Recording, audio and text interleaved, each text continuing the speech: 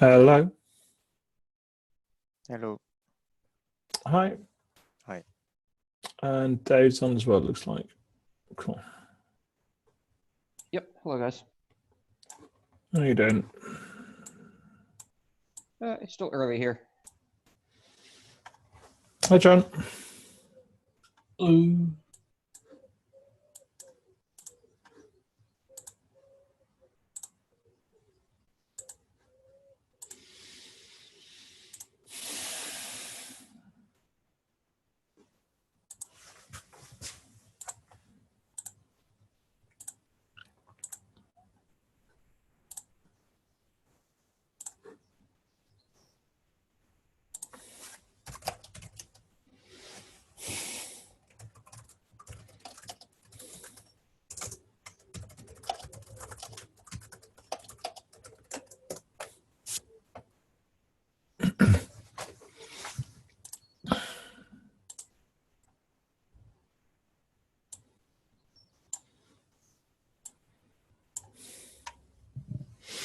So, Dave, have you been fixing the alleged security issues around Zoom? Has that been your busy task recently? No. Around Zoom? Yes, lots of stuff in the press about it. Nope, I have not been involved. Tut, tut, tut. Well, you thought all hands on deck, you know. Is that the focus of Red Hat now, gentlemen? Fixing Microsoft problems. We have our own issues. That's fine. I'm not sure Zoom is a Microsoft problem. Nope. I thought Teams you is Microsoft. No, Teams is Microsoft. Oh, sorry. I do apologize. Who owns Zoom then?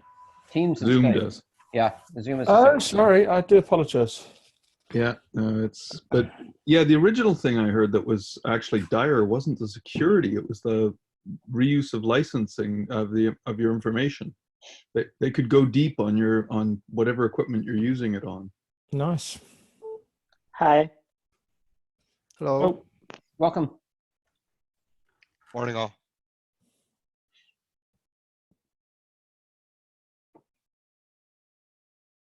I have an AOB, Dave, which is literally only just occurred to me, Okay. which is given that it would be unsurprising if numbers of us, particularly voting members, became unavailable during the current time. Having an alternate for each voting member where possible would probably be a good thing. Should encourage people to do that. Okay, I just added a bullet onto the last slide here, as you can see. Thanks. Appreciate that. And you can see my slides, yes? Yes, we can. Okay, great. I can.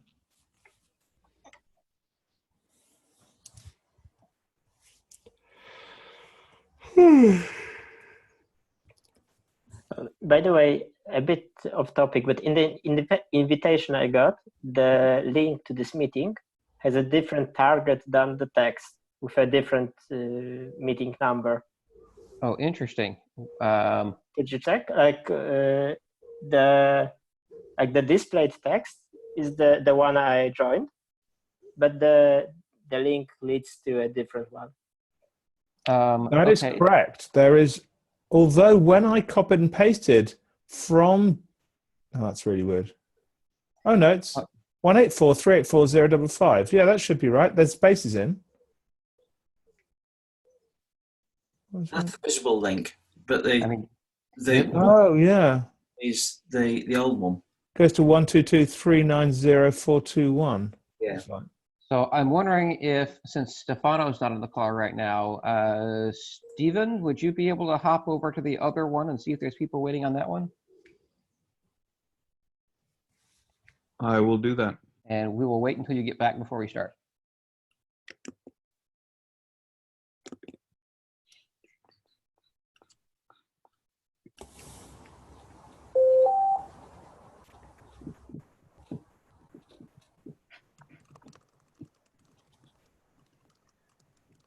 Yeah, interestingly, we have the old Zoom link, the new Zoom link, and then Stefano had created under the TAC files this TAC Zoom info here. And if you look in this file, there's yet a third link in there. So hopefully nobody's missing it. Excellent. Right, you can see, oh, here's the 291 in there, right? So maybe this is just the old one that you were talking about. Mike? It wasn't me that raised it, but what was the one? It was So we're in the one that ends in 1055. 055. 421, I think, is how the other one. Right. As you see, this is yet a third one right here. And Excellent. So, I sent email to Stefano about that because I'm guessing this one is not the one that should be in here because this should be whatever we're currently using. So. Yep. We should at least upgrade it to the one before. Well, I think that file is new, so, well, I'm not sure, but what is the timestamp on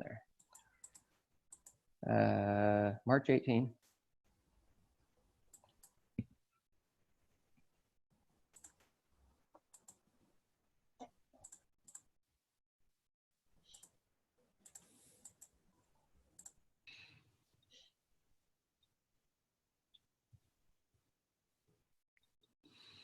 Yeah, I'm wondering if all of us are split because I see 3 voting members on this call right now, so. The last couple meetings, my calendar hasn't updated, so I just created my own local entries. However, did you see my email? If you sent it in the last 12 hours, probably not. I sent it in the last 12 hours. It is a response to the chat thing saying Great. that the best person to talk to start with is a guy called Mark Bastavros because he's been owning that document and our investigations. I'll have a chat with him and then let's see whether we need to get up on a call, but he should be able to. I don't know how much we've looked at Matrix, for instance, so he can tell you. Awesome. Yeah.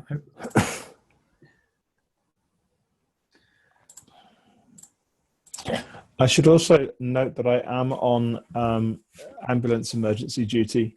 I volunteer for the local ambulance service. It's unlikely to go off, but if it does, you probably won't see me for smoke. So apologies for that, or dust, or whatever you don't see people for. And do you have an alternate on the call? I don't. So there's yet another reason for. So where's that? That thing that flashed up on the screen briefly was the document with the Zoom ID in it, and I'm looking at GitHub and I can't see that. It's not in GitHub. It's so confusing. I have real problems finding stuff, I have to admit, across this project. Is it just me? Yeah. No, it's not just you. Good. There's the URL for it, list.confidentialcomputing.io. It's the same place as manages the mailing list. Yeah. There's a file repository. That's where the meeting minutes and meeting agendas and stuff are.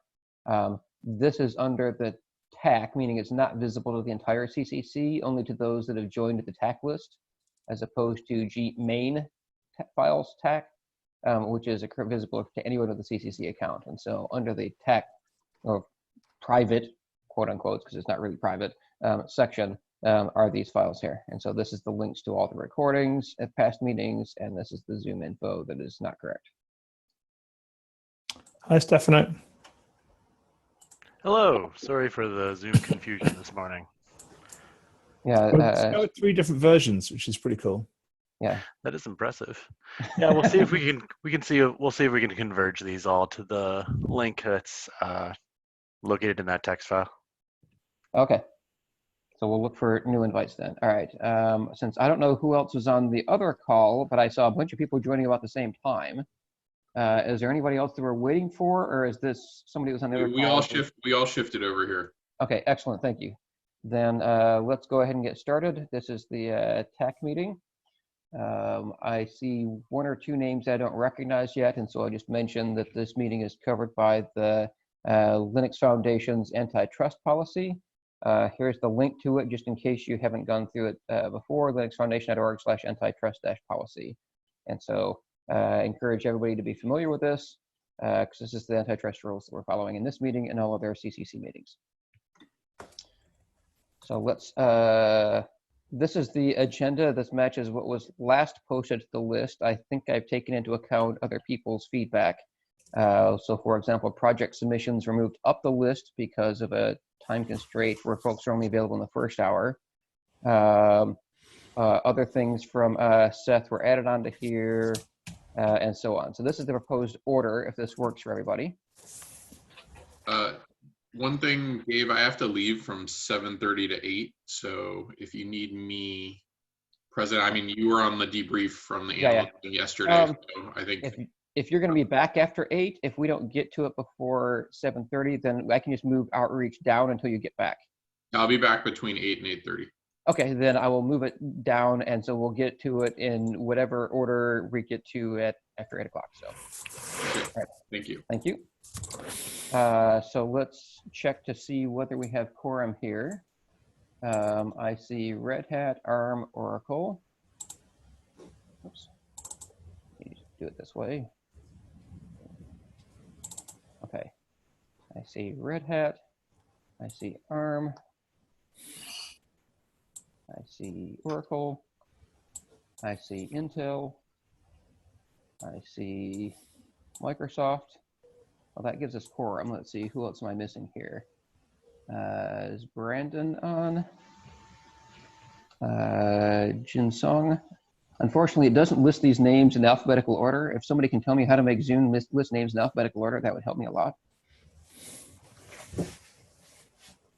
I actually don't know if it's able to do that. I've always found the list of participants to be kind of infuriating when I'm trying to take down who's on the call. It'll actually shift around as people talk, which makes it particularly fun. Yes, yes. So we've established that we do have quorum, so we can do any votes we need to. But I do see 1 or 2 names that if this is your first time on the TAC call in particular, even if you've been on an outreach or something else, if you can introduce yourself just to the group for other people that are new, in no particular order, maybe, let's see, I see Anne. I don't know if you've been on a TAC call before. You want to introduce yourself first? Briefly? Yeah, sure. I don't think I have been on a TAC call. Anne Bertuccio, open source security program management at Google. Great, thank you. Let's see, Dan, is this your first time? I've been on once or twice, Okay, but I am from Intel and work in a peer group to Simons. Excellent. Don Porter, have you been on before? No, this is my first time. I'm from the University of North Carolina at Chapel Hill, and I'm here representing the Graphene project. Excellent. So you're on the agenda later. Let's see, Lucas Glenn. Yeah, hello. I'm from Golem Factory Company, and I, like Don, I'm representing Graphene Consortium. Excellent. Michael Kowals. Yep, that's also my first time. And I'm also representing Graphene from Invisible Things Lab. Great, thank you. Min-Cheng Liu.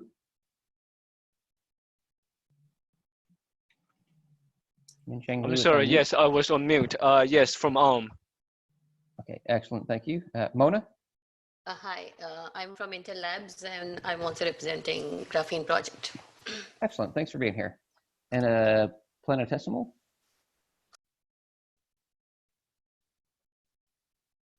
Sorry, this is Simon. I'm having problems with Zoom. Simon Leet. Okay, great, thank you. All right, unless Zoom is missing anything, I think that's everybody. Is there anybody else that has not introduced themselves today and this is their first time? And I see Huawei just joined us. I'm this Pushkar. I mean, I've joined before, but yeah, yep. I'm from. Yep, thank you. All right, great. Thank you all. And if this is your first time, welcome. These meetings are open, although we take, in order to be able to do votes, we have to have at least 5 or more voting reps. And so we keep track on my screen here, but Stefano should be keeping track of all the participants for purposes of minutes. Everybody is welcome to participate, but if we go to a vote, the vote will only be among these individuals. But input is encouraged from everyone on the call and the community at large. So our first voting item, well, that is the background. Our first voting item is for the minutes from the last telechat 2 weeks ago. These were posted. I've reviewed it and sent Stefano a couple of minor editorial changes that have been done. That was like last week sometime. And so is there anybody that's a voting member that needs more time or wants more time to review these? before we go ahead to move to the vote? Okay, hearing nothing, since we have to have minutes, then any no vote counts as a vote to make an amendment that we then revote. And so is there anybody that would object to the approval of the minutes as they stand? And is there anybody who would need to abstain from the vote of the minutes? Okay, so unless somebody was on mute, then I count that vote as having passed. Thank you all. We will now move on to the next section of the agenda, which is a review of action items. One of the things that we talked about last time was anything that was not trivial and recurring that was an action item would move to a GitHub issue. And so one or two things have done that. And so they're not on this slide, but they may be listed later on the GitHub issues things. Stefano, would you like to quick summarize the two things that you got done? Sure. Yeah. So the let's see, the links. So in terms of the TAC recordings, I'll just update this text file every week or every 2 weeks and make sure that we have access to all those recordings. I also need to find out how much space we have in Zoom. I would imagine as we go forward, at some point we might run out of space. So I'll figure out when that will happen, if that will happen. So far, the people I've asked have not known. So, and then let's see, tracking the website requests. We do have a new GitHub repo, and that repo has issues in it. I worked with Mike on some specific issues, but I will get to the other items that are on here. Once we have an account set up with the creative department at the Linux Foundation to do website edits, if there's anything that we want to make improvements to that are beyond my poor powers, I will hand off to Craig. Yep. Thank you. So now that there's a place to file issues, there's like 9 issues there now. And if anybody else has things that they want changed on the wiki, sorry, not on the website or additions or whatever, there's now a place to file those. So I'm going to mark this done, and this will drop off future action item reviews. And I'd like to say thank you to Stefano for we sat on a call and he live edited stuff. And that's not the way it's supposed to do it, but it got it done. So thank you very much indeed to that. No problem. Yeah, thank you, Stefano. And then not on the GitHub issues was the thing that we had last time, the new thing, which was about chat programs, which I think is still in progress. So we're not going to discuss it in detail today, although it does appear on the list of open issues on the budget item slide. So unless Mike or Ava, there's anything else you want to say, we can move on. Ava is looking and we're discussing. Okay, yep. Excellent. Excellent. All right. I believe there's no other action items that aren't on the GitHub issues. At least I went through them. So let's move into the first main portion, which is the project submissions. So there's one note here that there's been discussion on the board list and emails around between different people to say we had the first 3 projects that were presented to the TAC and accepted by the TAC in Lyon back in October of last year, but the actual presentations weren't online until very recently. And so I created this share, and if you were to go there, you'd see that there's a subfolders for submitted and accepted, okay? And the 3 presentations or documents from last time, 2 are in PowerPoint form and 1 is in document form. I believe all 3 of them are under accepted right now, but the main point is that's the current place that we're storing things. I don't know if it will stay that way, but at least for right now, that's where we're keeping things. And then there's a directory for submitted, which is where the one that we're going to look at now is. It's in that location. And so now, any questions about where to collect things? Sorry, actually, this is Anne. I am looking at that right now. Is there any sort of permissions to that? Because I'm not seeing your updates. Yes. Let me make sure this is the right location here, because there's 2 file locations, one that is TAC only and one that is main, and so this is the wrong one. What do you know? So if I go to main files TAC and see if it's there. Project submissions, okay. Aha, okay. This is the correct one because this is the one that is accessible to Outreach and everybody else, so all right. URL accepted, thank you for pointing that out. Okay. Yeah, because the intent is this is where, everybody else in the CCC should be able to look back and find all the details about previously accepted projects. All right, thank you, Anne. Unless there's any other comments, and we're now going to move into the submission to us. And so, folks from the graphene team, is there anybody that would like to, I'm happy to open this if you guys want to talk to it. Again, many of the people on the call have been through a project submission before, and so let me just briefly summarize how we worked in Lyon for those who were not in Lyon when we reviewed the first three, right? So what happens is that, what happened then anyway, was that one of the project proponents, meaning someone that was involved in the authoring of the document or PowerPoint, would briefly walk through this document, highlighting some of the main points here and then answering questions as we go along, so that the TAC can then ask any additional questions that might be there. And then at the end of all that discussion, the TAC would conduct a vote. There was then 2 questions for the TAC at the end. One was, is the project accepted? And then at which maturity level is it accepted at? And sometimes those are combined into the same question, like if it's being proposed as sandbox, and sometimes it was split into 2 questions, like in the case of Open Enclave, where it was a separate vote as to whether it was sandbox or incubation.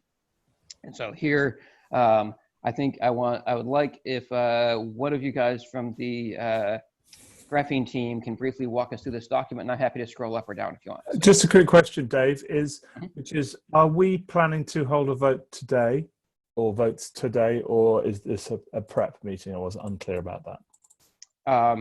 I don't think we know the answer to that yet. So one of the things as we go through this, I will ask, are people prepared to vote on this, or do they need more time? Similar to how I do on the minutes. That's my current thinking. People might be ready to vote on the call. I don't know. So we'll see how it goes. Thank you. I will also mention process-wise, projects go through 2 parallel steps to be submitted. Right? One is TAC review. The other one is the legal review or legal submission. Okay, those 2 things can happen in parallel, and the TAC can have a vote to accept a document even if it hasn't even gone through the other part yet. The full acceptance is gated on both passing, and this came up, for example, even in Lyon, where one of the projects had done one of the steps, the TAC submission, but not the other one, and the TAC still did our part in accepting it. But of course, the full CCC acceptance was contingent on the legal part passing as well. So here we're only going to concentrate on the TAC reviewed part, and any of the legal reviewed part, we might ask for informational purposes for the TAC, but we're not the people really reviewing the legal side of it. That's a completely separate process that will also be done. Okay, I'm just elaborating this a bit because we have a bunch of new people on the call and just explaining how the process has worked in the past. So, all right, so let's see, who would like to nominate themselves to help us walk through this? This is Don Porter. Okay. I'm prepared to walk through the proposal. Okay. So this is the Graphene Library OS. Essentially what Graphene is you could think about it as sort of, if you're not familiar with a library OS or a unikernel, it's essentially a lightweight operating system that is implemented on a relatively small substrate of underlying system calls, and it's designed for supporting a single unmodified Linux binary in a different environment efficiently. The application to SGX and other trusted execution environments is that they often don't just use untrusted host system calls directly, but instead in an enclave, we can easily implement this underlying platform adaptation layer or PAL and get legacy code running in an enclave quickly.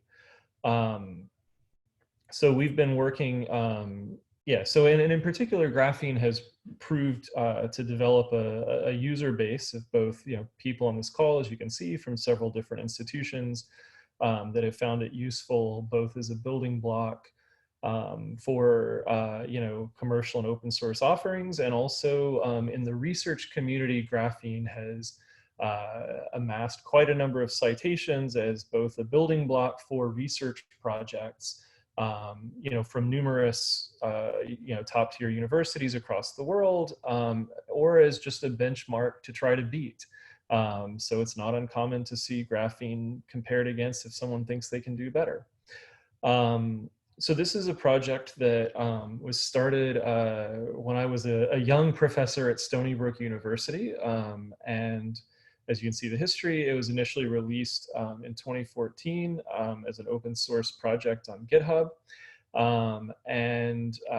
You know, Jiaje, who's on the call, my former student, now a professor at Texas A&M, worked with Mona, who's on the call at Intel, to port graphene to SGX, which was originally released in 2016. And since about 2018, we've formalized a leadership structure to, you know, make sort of higher level decisions, as well as to ensure, you know, quality code reviews and so on. Does that cover the history and the overall why this thing exists part pretty well for people? Yeah, and I think that the voting members, I think, should understand the concept of like a library OS, because the INARC project has a similar architecture that we walked through in Lyon, but meaning the sort of a libOS type thing where you take an unmodified application. So hopefully people already get that point. Although the details here were excellent. Thank you. Okay. So again, the relationship to the computing consortium, the confidential computing consortium, is basically that, you know, graphene facilitates getting people into trusted execution environments quickly.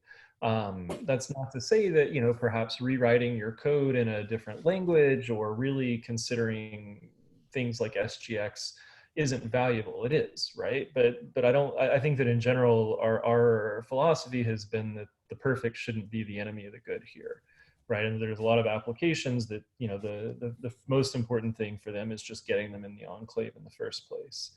So again, the role here is that it helps people get up and running more quickly. And, you know, over time, we're building out, you know, increasing, you know, support for other enclave features. What languages do you support today, by the way? Graphene itself is written in C and assembly, but we have, you know, at least examples of Java, Python, R applications running on top of graphene. Am I forgetting any other languages that we've tried out? C and C++ for sure. Sure. Yeah. But at least for some subset of programs, we have, you know, examples of these interpreted languages and their interpreter also running in enclaves. Yeah. So usually it's not about the language. Yeah. Maybe with some smaller exceptions. Like we had a lot of problems running Go because of like static compilation and similar issues. But basically, the more important part is whether like the program itself uses some like unsupported syscalls or similar things. Right. Because we run unmodified Linux binaries. Standard ELF or? I'm sorry? Standard ELF? Yes, yes. The default that we support are standard unmodified ELF binaries. Thanks. Okay. Unless there's any other questions, please keep going. Yeah. So again, you know, I think the synergy is fairly similar. You know, and again, you know, this is sort of, graphene is complementary to an SDK or Open Enclave SDK that are targeted more at writing enclave applications from scratch. But, you know, over time, I think we would like to look at ways to help people, you know, incrementally modify things to be better, you know, suited for enclave work.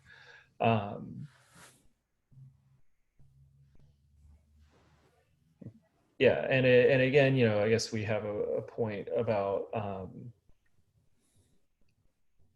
the relationship with eNARCs, but I would actually probably let someone else speak to that if necessary. Yeah, so I think we should be clear. Sorry, this is Mike Bursell. I'm one of the co-founders of eNARCs.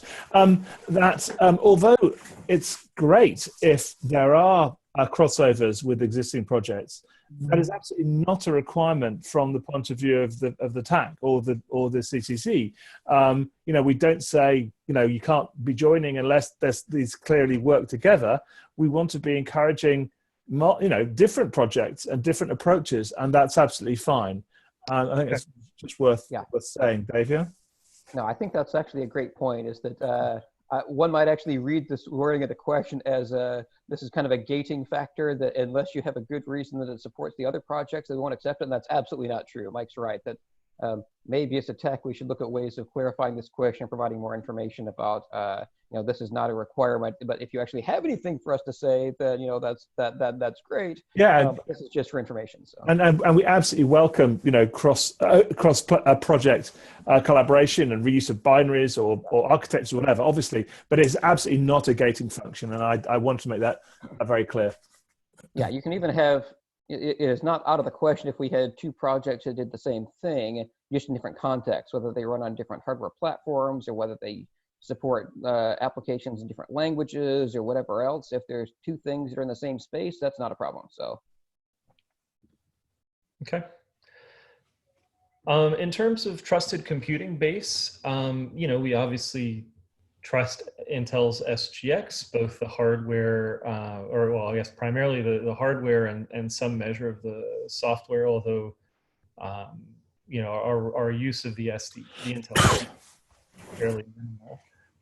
We use embed TLS and as a library, and we use a standard C library.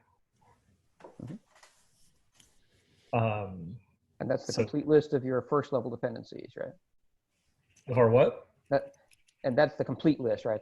There might be dependencies underneath something like embed TLS may depend on the GNU C library, but this is the list of the first level. I believe this is complete. But this is TCB rather than dependencies, right? Correct. These are so dependencies and TCB are one is probably a subset of the other. Right. So only code that would run inside the trust execution environment that has a dependency would be in your TCP. Right. Code that runs outside it would not be, for example. Yeah. Right. So Don, can you clarify your statement about reliance on SGX SDK? You're basically relying on the architectural enclaves for attestation and things like that. So we sort of wrote our own, C wrappers for this sort of key underlying functionality, but we do need the SDK for signing an attestation, for instance. Right. Or basically, we still need AES-MD to authenticate enclaves, for instance. You have no reliance on the tool chain in the SDK? Jiajie, the correct answer to that is no, right? No, we don't use any part of the SDK. We essentially directly talk to AES-MD through prototype. I'm sorry, protobuf general. Right. All right. Okay. Any other questions on that? Okay. Continue. So we have a website. We have not adopted a code of conduct. Perhaps this is something that we could get your advice on, of course, but we are at least having some discussions about that.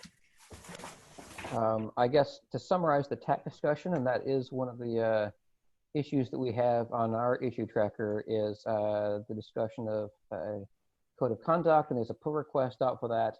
Now, just to summarize, the answer so far is the contributor, contributorcovenant.org is the site we recommend as a baseline. The CCC itself uses Contributor Covenant 2.0 as a baseline. And I think there was some discussion between our last meeting and this meeting as to whether we recommend using 2.0 or 1.4 for projects. But the point is, it's a recommendation, and the project can say, if they want to add stuff to that or whatever. But if you're asking us for advice, we're going to tell you base it on some version of contributorcovenant.org. Yeah, I think we're at least one direction. So there are a few concerns the team raised about, some of I was at least considering, trying to engage with the contributor covenant team, but there were some concerns about both, you know, the requirement to sort of demonstrate empathy and a social grace, not put quite that bluntly, and that for people on the autism spectrum, this could be a challenge. And similarly, that, you know, sort of how to handle people who, like, English is not their first language, you know, and sort of how to, like, there was some feeling that perhaps the verbiage is a little overly strong in those cases. But, you know, perhaps we would do a one-off that, you know, accommodated some of those concerns.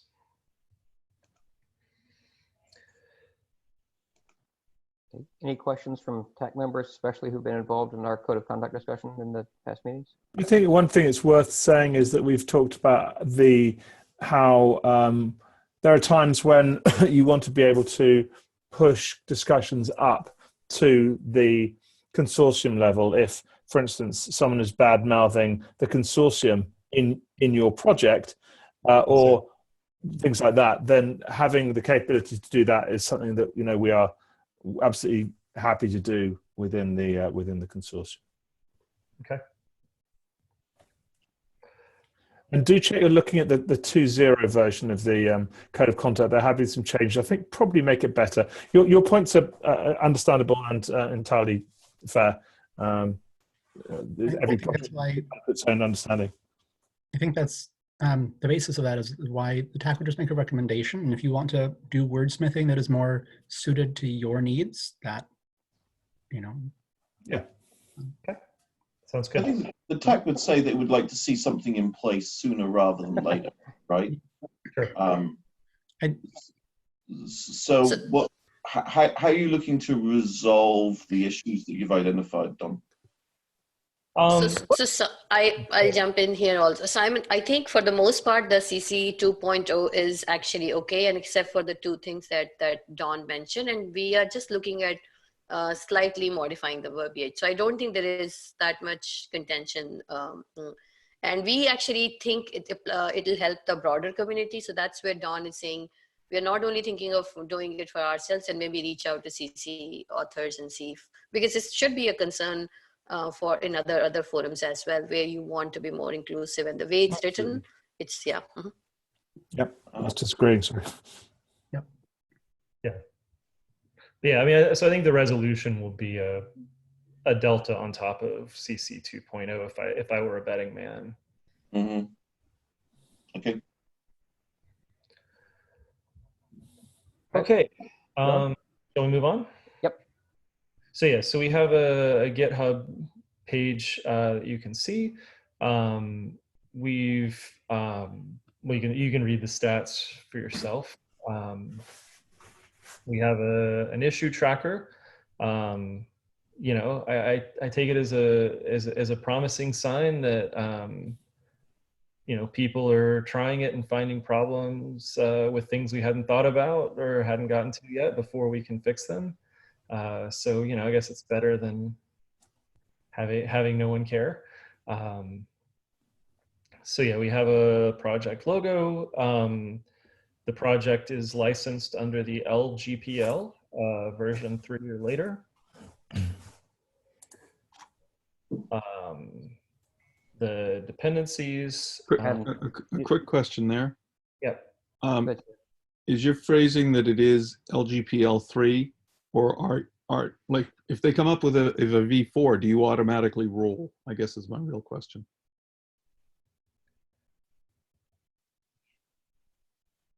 I'm not sure. I hadn't thought about it, or I don't think we've discussed it. I would probably roll forward, but it would still be a discussion for the project. I assume we would want to discuss it. That's fine. I was just curious. Yeah. Thanks. Thank you. Yeah. So yeah, the external dependencies are fairly similar to what we've already discussed with the trusted computing base, with the addition that you know, we obviously need GCC, or we need a compiler and a build system. So GCC and make are in there, as well as we use Python and Google Protobuf as part of the build process as well. As I mentioned before, all the license information is just for our information. The actual license review is done by the part two, the legal review that happens in parallel. So, yeah. So in terms of the release methodology and mechanics, we do releases via GitHub, and in general, we don't have a formal cadence so much as we set, sort of a set of.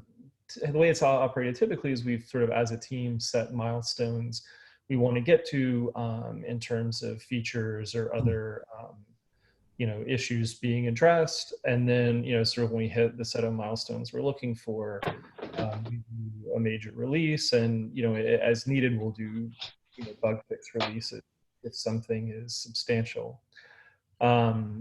We also have, some contributor guidelines and coding style that have gone through extensive deliberation, and that are, as much as possible, we try to check these things automatically, either through branch protection rules on GitHub or with CI checks for things like coding style. The initial committers are the people submitting the proposal. We have, primarily use Slack, and also have mailing list, both an internal mailing list for discussion, although it's, again, primarily logistic, and a support mailing list in addition to the issue tracker on GitHub. We're broke.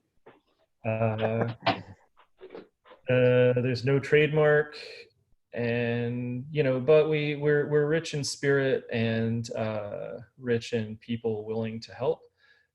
So mostly it's a volunteer effort. The academics in the group are doing this in their, quote, copious spare time, and we do have in-kind contributions from Intel, Invisible Things Lab, and Golem Factory in particular, that have committed engineer resources to help the project.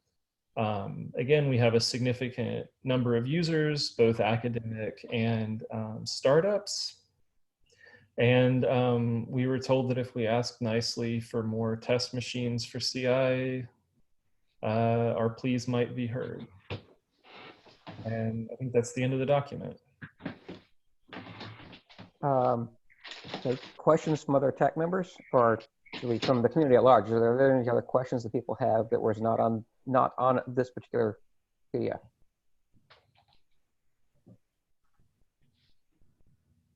So I think you're coming in as a sandbox project, right? I believe so. Remind me the categories. There's yeah, I can never remember either.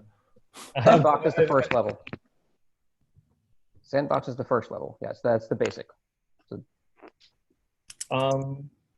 yeah, I suppose I don't know that we had a particular. What are the other two levels again? There's well, the only two levels that are interesting right now. I mean, there's levels beyond that. Is sandbox and incubation, and we could go to the policy document, which is the one where you found the link to the template in the middle of. But the short version is that, among other things, incubation requires some level of use in production by multiple organizations for some definition of production rather than testing evaluation. That's one of the examples of a difference. Sandbox would be, if we just accept it, then by default it's in sandbox, and you have to argue for the higher bar to get into incubation and provide some more information. Got it. I don't know, Mona, what do you think? So we hear a number of partners looking at going into production, but no one is in production yet. So it's possible that we start with sandbox and very quickly move to that, because I think we have a number of those lined up. Yeah, that's fine. I mean, we have our process right now says that we do annual reviews, but of course anything could be reviewed more frequently than that if things are ready to move to, say, the next stage sooner or whatever. That's perfectly fine. But certainly we will review it every year, even if there's not a change or whatever. At least that's what our process says right now. Since we've been in existence for less than a year, we haven't gone through that yet. But that's the expectation. But anytime that you're ready to move, we can schedule a meeting to review the request to move. Yeah, and I think one thing we didn't highlight in I guess it doesn't show up anywhere, there's a large number of unmodified applications that are running on this today, like machine learning frameworks, databases, web servers. It's actually quite a significant number that you can run unmodified binaries or out of the box. Yeah. So I had a couple of questions and a comment. A comment was around the trademarking, which is, I believe there is a graphene project which does have a trademark. This is not really a TAC question, but as I'm on the governing board as well, I'm just sort of flagging that. Steve may have other things to say about that, but just so you know. The two questions were, and I think you've answered one of them, are there any commercially supported versions of this as a product? And I think the answer is no. Yes, answer is no right now. Mm-hmm. Okay. And the other one is a kind of a meta question, which is, why would you want to join the CCC, apart from the fact we're a bunch of very nice people and all that sort of thing? You know, what specifically are you hoping to gain for the project from it? I can think of lots of reasons, but I kind of want to hear your reasons.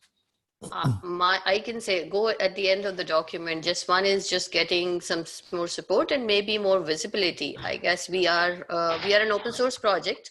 We are already getting a lot of traction, but I'm surprised every single day when people come to me and they have never heard of it.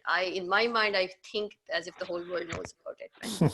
So John can say more. Yeah. I agree with that. I think definitely visibility is part of it. You know, I think we perhaps spend too much time engineering and not enough time evangelizing.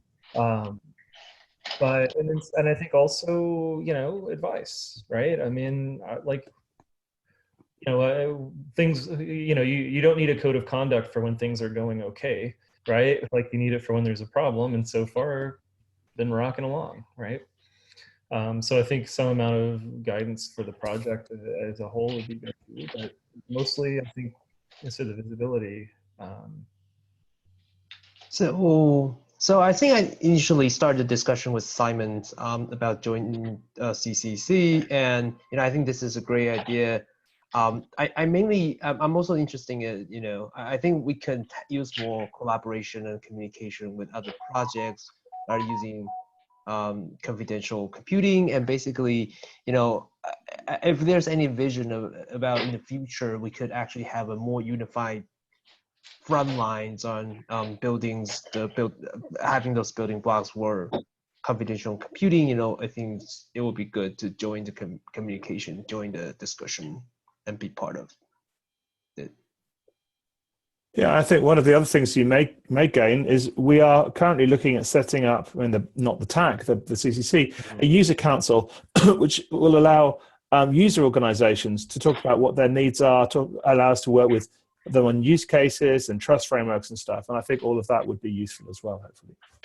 Yeah, for the graphene folks, Stephen Wally is going to talk about that later on the agenda. For those of you that can stick around after 8 o'clock, then you might hear about that. So.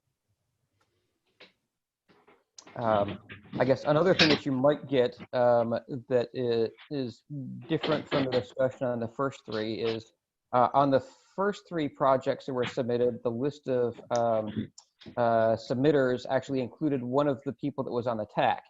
And so one of the things we have in our process is somebody on the TAC that is listed as the sponsor or the mentor or whatever for the project. And since you don't have one of those, the TAC would be responsible for assigning somebody to help you answer questions and navigate through the process or whatever. And so that's something else that you might get that might be different from what the other projects got because I already had it. Yeah. I think I know someone whose arm we can twist to be that. Sorry. Just. Who is that? Both my arms in a cast. You can't twist it. Yeah, that's what I was wondering. No, I will let you decide. That's fine. Okay. No. I spent a bunch of time on Mona helping, you know, guiding her through, you know, getting this document ready. So. I think that is an important consideration for the TAC is we have somebody willing to act as the mentor or whatever to the project. If the answer is no, we have a problem. But as long as the answer is yes, there's at least one or two people that could be arm twisted, then that's a good thing. Yeah, and I mean, I would possibly consider it as well if they, if they're looking for someone not connected. I should say, as one of the as the co-founder of what is arguably a competing project, I'm very much in favour. So this is all good from my point of view. And the other, isn't Alibaba also on the TAC committee, Shawning?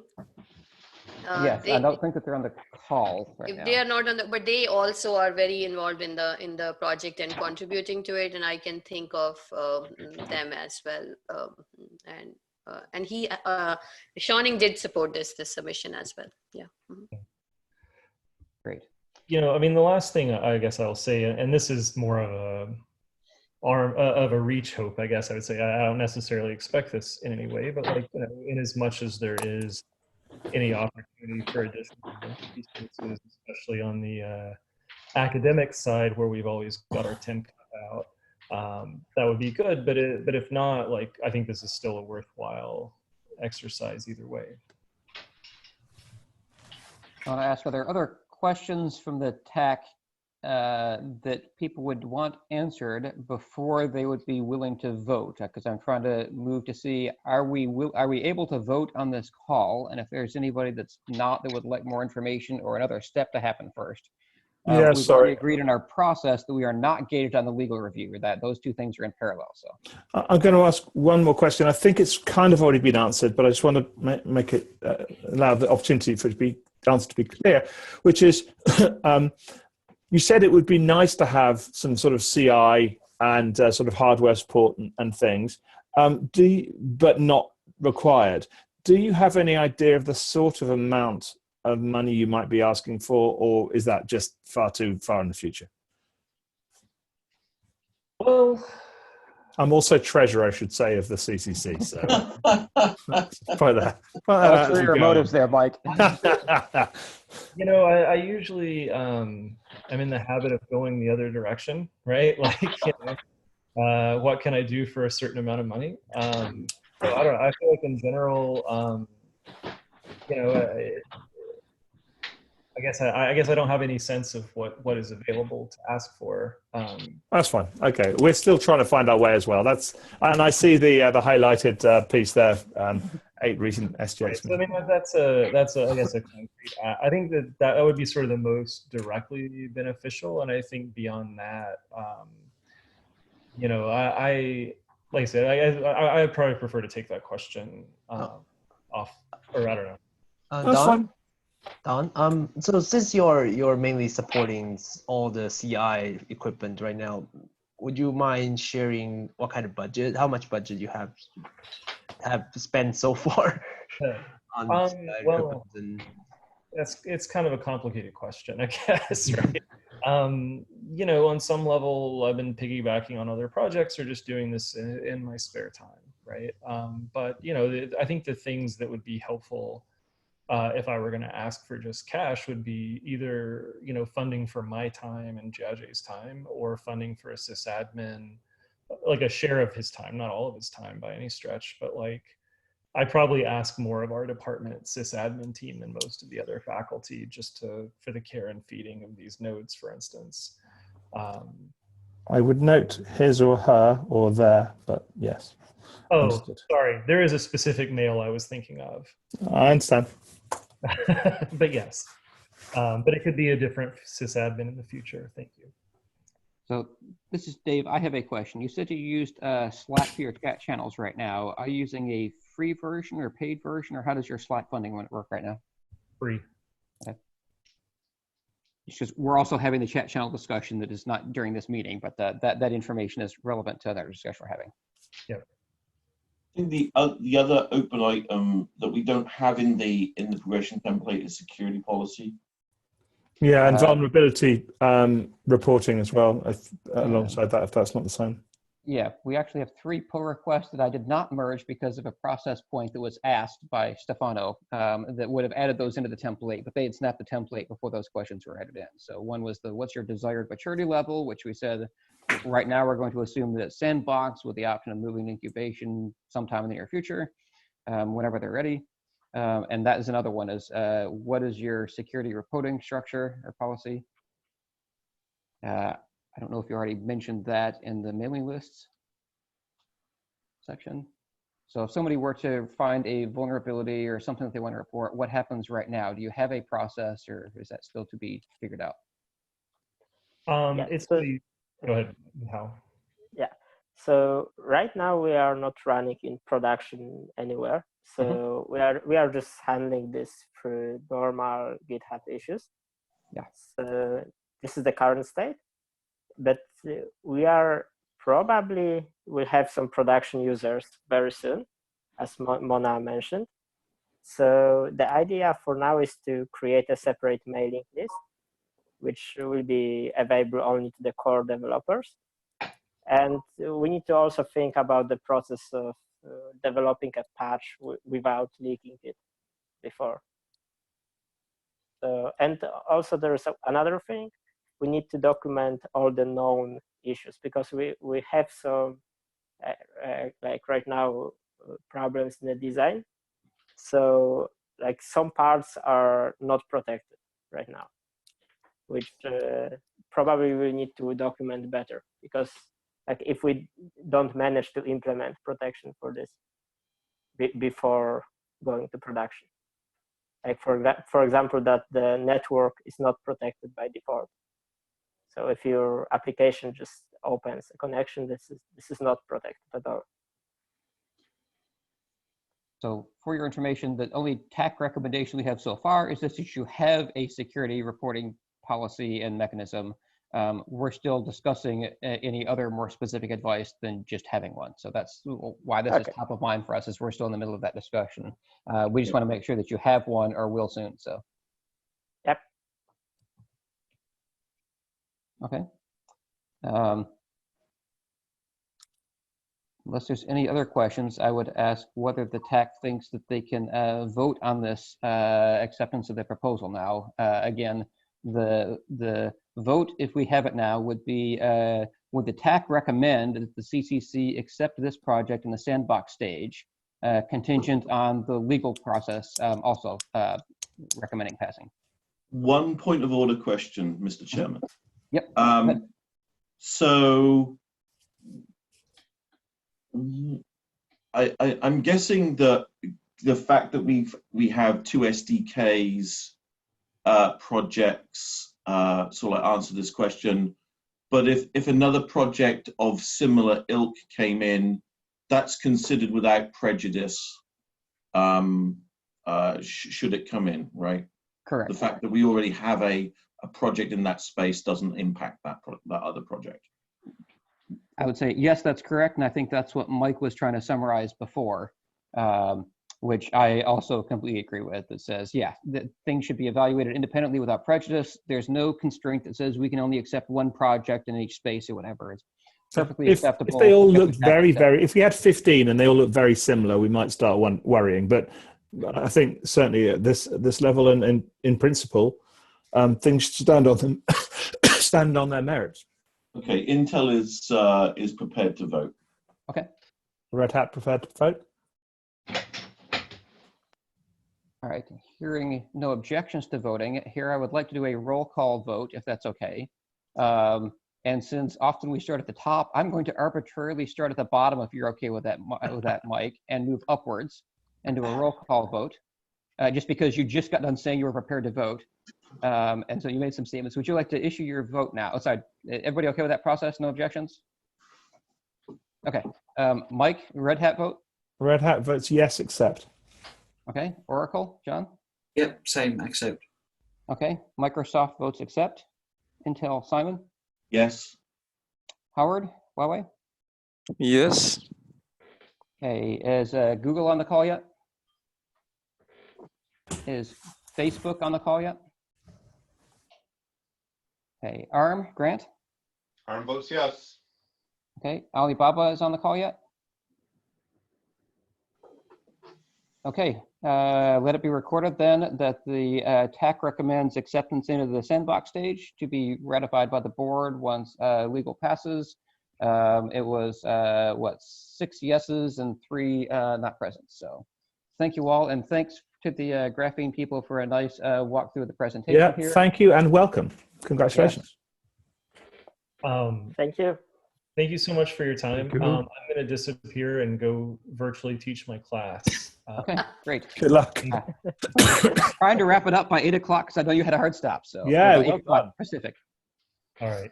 Thanks so much. You. All right. Thank Other you so people much. are welcome to stick around if you want to listen to other things the tech is talking about. If you're here for graphene, you're welcome to stick around. You're also welcome to drop off. That's perfectly fine too. So.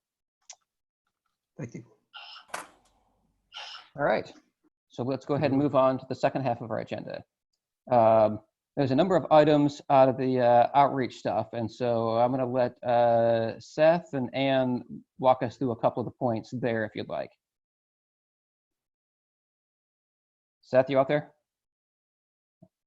Otherwise, I can. But let's see. Seth had to drop till 8 o'clock. So oh, that's true. That's true. That's true. Let's come back to the slide. I'm just going to reorder here, and so he should be back in a minute or so. Yeah, we'll let Stephen go ahead now. Stephen, you want to talk about the user engagement stuff now? Sure, happy to. So folks will remember from the San Francisco face-to-face that we started a discussion around a user council function, a user engagement function. And so we started, we have met as a subcommittee, as I promised the governing board that we would do. Seth and Ron Perez and Ben Fisher and I have had a first meeting, and we're about to walk into the next meeting. But just to give you a flavor of what we're talking about, and I apologize if some folks have seen this slide already. We've been approaching the discussion from the perspective of making this a working group. The user council would be a working group in its own right, and how does it fit in with the work that we're already doing in the TAC and in the outreach committee.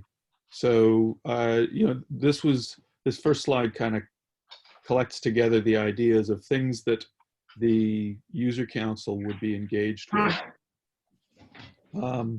So very much providing, we've had discussions very informally with a number of folks before that have said they might have a project that they want to bring forward, but they're doing it in the context of kind of heavy user of technology, rather than a university research group or some of the vendors that have brought projects forward so far. So having that kind of representation and having that voice within the consortium feels like a strong case, like an anchoring of those kinds of discussions. Likewise, the idea behind sorry, I do manage to confuse myself on technology regularly. The idea of providing a testing place for work that the TAC is doing. Things like the work that the TAC just came through on a definition of confidential computing. Having another bed of users that we could test those definitions, test white papers with. Same kind of thing with the outreach committee. Having that user voice represented that we can go and test things with, and that we can capture ideas from and case studies and use cases from, felt like the time is right.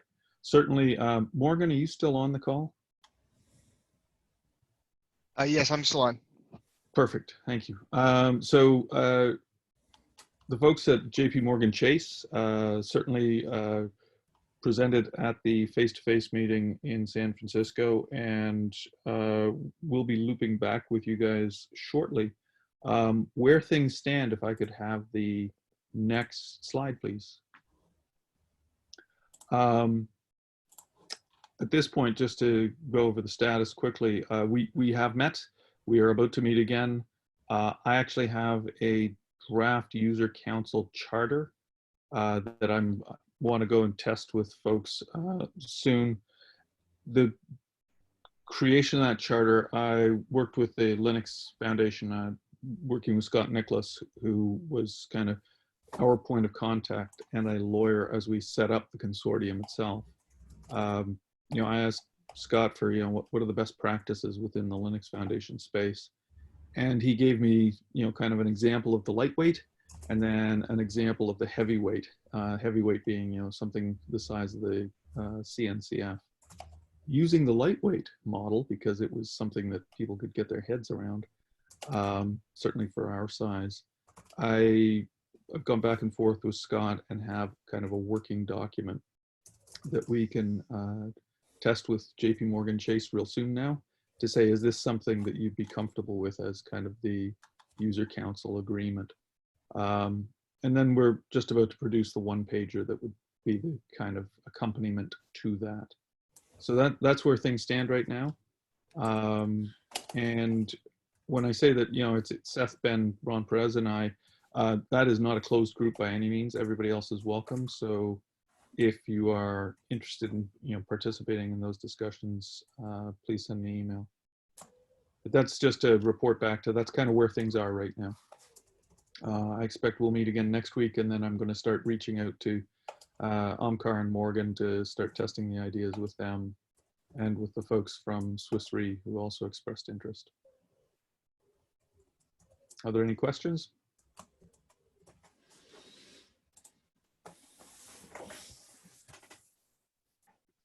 Hey, Steph, it's Morgan. Sorry, my mute wasn't working there. I had a quick question, and I was wondering if this is outlined and we can talk further. Has the group that got together thought of what would be the requirements to be on a user council? What is the minimum bar, or what is the target audience that you would want to be on a council? Because it's very easy to get bloated and say we accept everyone. I'm just curious if you've given some thought. We have that is actually an action on Ben right now to come back with what that would look like, and that's what we're just going to incorporate into the one pager. And that way, I'd be testing all of those ideas with you. Got it. Thank you. Because that was the exact concern that was raised in that meeting. Was we always welcome people, we always welcome projects, but we don't want it to be just this big unwieldy thing that sits there. Something that that occurs to me, and I hate to really bring these up, but it does. One of the things you say at the top is customers should not have to pay to engage in a technical member organization of vendors, which obviously says lots information there. But one of the things that does occur to me is that there may be occasions where some of the people attending may be competitors, including possibly members of the CCC be competitors. And one of the benefits of being part of a technical membership organization is the antitrust pieces. And I can see that might cause some concerns from some of the possible customers, or possibly some of the members actually, in terms of how we'd manage that. Can you give me an example, Mike, please? Huh. Like a what-if scenario, and you don't have to use real company names. Okay, so let's assume that Instagram is a competitor of Facebook. They're probably not in many ways, but let's assume they are. Let's say that they would love to come and give customer, be part of the customer thing, and they do that. And Facebook asks some very interesting questions, and that's great, and everyone is happy. But then someone looks into this and says, well, actually, these are competing companies. They've just been sharing information, not in a forum which is governed by antitrust, because only one of them is a member. I could just see lawyers getting money out of that. And that is an interesting question that has not been asked yet. Thank you. Sorry. No, don't apologize. It's things like that. That's why we have these discussions, because somebody will always have that interesting test case. So I'd like you to hold that question for now, but thank you for raising it as we go into these discussions further.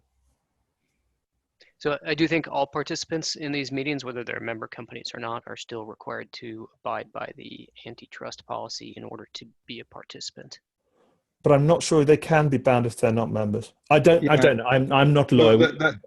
Mike's question is a fair one here, because the structure of that charter that I've got right now. I'm not remembering a specific reference back. You are correct, Mike, in terms of the way things are bound. And it is not a proper, certainly the existing charter, the model, and the model for all of them is that the user council is not strictly bound as a membership class in the legal framework. So no, it's a really good question. So the question I would ask is it really the same thing as if we were hosting a BOF, which we've done a number of times? Is it the same rules as that? And if there's an issue, there's already an issue, right? Agreed. And it's something that I think just to have clarity from Scott in the discussion of, because we can't be the first person in Linux Foundation history considering the dozens of projects they've had that have asked this question, but we might, because we are a clever bunch. Or a bunch of awkward buggers is the other way to look at it, but yeah. We never showed the antitrust policy at the beginning of the BOF Yes, we did. Yeah, oh, the BOF sessions. Sorry, I apologize. The BOF sessions. Simon, I jumped ahead of your question. That's very bad of me. Yeah, and my point is, who was it? Stefano? Somebody just jumped in. I didn't see who it was that explained that the antitrust policy would still apply, and that's why Mike had asked, well, we don't know whether they can be bound to it. But I'm saying as long as it's shown, then it's the same as a BOF. Yeah, no, it's an interesting question to make sure that we're really clear with people, all people participating, regardless of their status and membership, that it's clarified. So thank you. So you can't insist that at least they're a member of the LF. That's I think what we're trying to avoid, because there's a monetary issue there. Yeah, the member in the LF has a category of associate members, which is a free category, but you have to be a nonprofit or a government organization to qualify for that. And as treasurer of the consortium, I would love to say that they all have to be full and premier members before they get to be on the to do all this, but that's really not sensible or helpful. So it's a good somebody question. Somebody remind me, I think at the BOF discussion we had in San Francisco, I think the antitrust policy was not shown then. Somebody have to correct me, right? Dave, let's let the lawyers do. Yeah, exactly. Right. Right. It is an excellent question, and I will get clarity for the group as we move the discussion Thank forward. you, Steve. All right. So are we? I budgeted about 10 minutes, and it's been 10 minutes. Are there other questions, or should we move on to the next topic? Would you mind going back one slide just for a second so I can refresh myself? There we go. Yeah, thank you.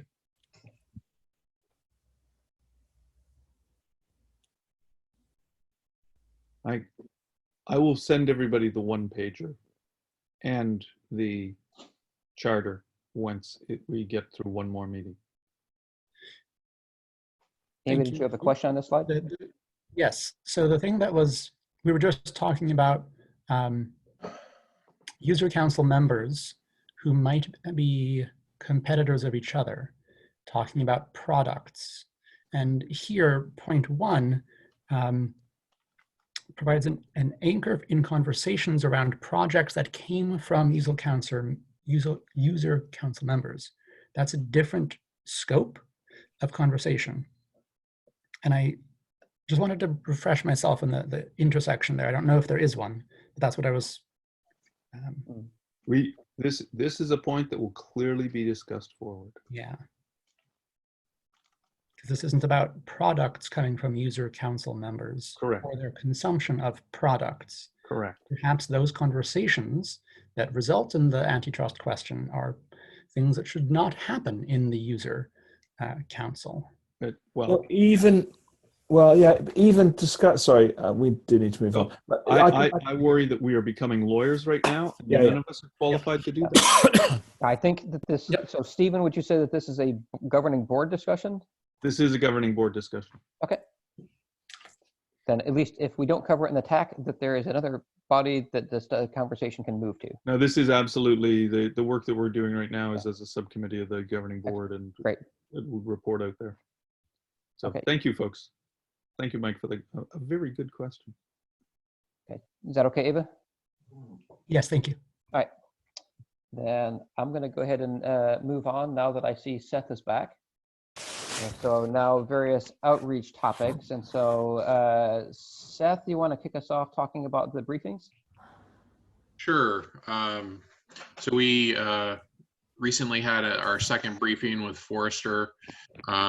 This one was a 30-minute briefing that turned into a 23-minute briefing when the analyst was late starting the meeting. So we moved through it fairly quickly.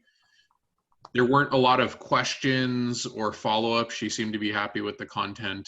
I don't think there's a lot more to report there. One additional, we are working on scheduling an IDC briefing, and then we have another one in a couple of weeks. I think it's April 14th. I'll send out the exact dates again to the team. One thing I just wanted to note was I just, hot off the presses, and maybe Morgan might like to comment on this because I thought I heard him on the phone earlier, but he sent some, he had a follow-up meeting with Steve Riley, who's the most important analyst at Gartner, who wrote the definition for confidential computing, and he had a one-on-one follow-up with Morgan.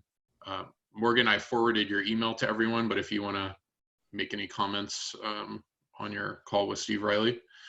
Oh, sure. So yeah, Steve and I talked for about 30 minutes. He gave me the opportunity to ask him some questions, probably because I wasn't officially on the board necessarily, so that was helpful. I asked him on just, generally, what's his take? And he represented that he looks at a matrix of importance. And, if you look at the high end of importance, it's like something like TLS and SSL. And then in the middle, something like multi-factor authentication. And towards the bottom and on stretch, he's like, confidential computing is still down there. He's like, it's not that it's not important. In specialized cases, it is, but for him to actually make larger recommendations to move it up in terms of return on investment, he needs to see that there's an easier way to adopt for the companies that he works with, as opposed to getting a developer who might say have to know SGX as an example explicitly. And while there is certainly a tremendous benefit for using confidential compute in certain cases, it's not clear if it's a broad enough set of use cases to be worth that type of investment yet. And so when we sort of left it off, he's like, where he's at with his companies, as much as it to his chagrin, most people are still doing the lift and shift model. And as we start developing how confidential compute would work in the developer community, understanding how to make it easy for lift and shift as well as for people who want to develop and take more advantage of some of the native capabilities is key for him to see that moving up to be something as standard as something like multi-factor auth. Okay, thank you, Morgan. That was really helpful to get an independent kind of assessment of where things stand, because we got additional information through your meeting. So thank you for doing that. Next on the list, Anne, do you want to cover the white paper piece since you're on and know more than I do? Yeah, I mean, this is, I think the agenda item here is really just if anybody had any questions. The email I had sent out was mostly to just let the TAC know. At some point, probably about 2 weeks from now, there will be an initial draft of the confidential computing white paper, and we'll be looking for your input for your edits. Approximate timeline is to give about 2 weeks for those edits, and then we'll continue it on to design and publication, hopefully around the end of May. So specifically, this means that TAC members, you're being asked to make sure that you have some time in the second half of April to review the outreach report so that we can make sure it's a good quality document that the TAC approves of. So just put that on your calendar, or at least a time budget. Are you discouraging people from writing stuff in it already? Because if so, sorry, Anne. No, that's fine. I think our general idea here was, I think it is easier to to pick something apart that is already on paper rather than trying to have, writing by committee. So that was our hope, is that the outreach committee would take this first draft to give it to you all to edit. But, Mike, by all means, if you are caffeinated and motivated to oh no, I wrote a fair amount within about half an hour to put in the email out. If you haven't checked it, there's loads in there. Oh, the first two sections I've got some draft text in. So thank you. Finish, Mike. Sorry, haven't you got a book to finish? Yeah, but as it happens, a fair amount is that is relevant to this, so that's quite nice. You'd already written it. You just said for a couple paragraphs out of your book, right? Oh no, wouldn't be doing that. Copyright. But okay. And I believe we were trying to finalize outline by a certain date. Is that? The outline that was shared with the outreach committee, Mike and others are actively writing against. So if you have comments about that, I would get them in now. Okay.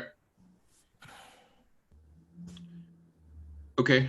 The last item, I believe we agreed to kick back to the governing board, which was. This was Seth and I coordinated as we often do, and so remember at the face-to-face there was some discussion of outreach to various bodies, one of which was standards and regulatory bodies, and so this was our follow-up discussion there. Okay, go ahead, continue, Seth. Yes, thanks for the background. So the idea was we started to discuss this in the outreach committee, and we weren't really clear on specific objectives of doing this outreach was. So we thought it would be better to define a strategy and objectives for outreach to other standards and regulatory bodies at the governing board level, and then involve the outreach team in doing the outreach and supporting it, and then the TAC in which bodies we should reach out to that would make sense. So we didn't feel like we had enough information to carry that forward. So as the TAC's representative on the board, is there information that when people on this call are, do you guys have opinions on, guys and gals, do you have opinions on what you think should be the objective, whether it's for standards or regulatory bodies, anything else that you'd like to convey, and for me to represent your views in the board discussion for those of you who would not be on the board or in the board meeting? Any other thoughts before we move on as to possible objectives? I do have some thoughts, and although I am on the board, it might be worth just sharing and see what other people think. Sure. Which is, I'd guess to start with, it's an educational opportunity, right? For us to say, are you aware of this? Do you think is important? And here we are. That would be my first thought. And do you know, is something going on already? If so, we'd love to hear about it. People may disagree. That would be my initial.